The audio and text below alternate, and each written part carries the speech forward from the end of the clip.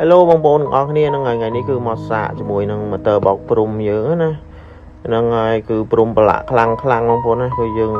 រុញចូល motor ទៅដាក់មកព្រិលហ្មងបងប្អូនភ្ញៀវកំងច្រើនមែនតែនបងប្អូនអើយឡើងជាង10នាក់ពួកខ្ញុំធ្វើអត់តាន់បងប្អូនអធិស្ឋានសម្រាប់ការយឺតយ៉ាវអីចឹងណា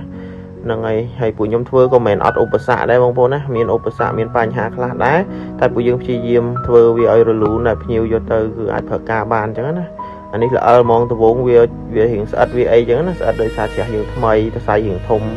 ដល់ពេលយើងឆ្នៃវាទៅយើងអាចប្រើបានរៀងទុនល្មើយើងអាចបោកបានចឹងណាហ្នឹងហើយអូសមកគឺព្រំយើងខ្ចីញញរលើប្រឡងហ្មងវាអត់ស្អិតដូចមុនទៀតទេយើងមានវិធីមានបច្ចេកទេសបាទឲ្យជាងគាត់ឆ្នៃហ្នឹងហើយឥឡូវយើងបោកបានយ៉ាងរលូនណាបងប្អូនណាម៉ូទ័រយើងចេញពី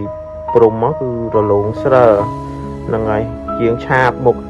ជ្រះយើងតិចឆាបឲ្យរៀងទួរៀងទុនតិចដោយសារជ្រះយើងមកថ្មីវាស្អិតខ្លាំងបងប្អូនស្អិតខ្លាំងហ្មងយើងប៉ះព្រំស្អិតពេលឆាបរៀងទុនទៅគឺបោកល្អិលហ្មងបងប្អូន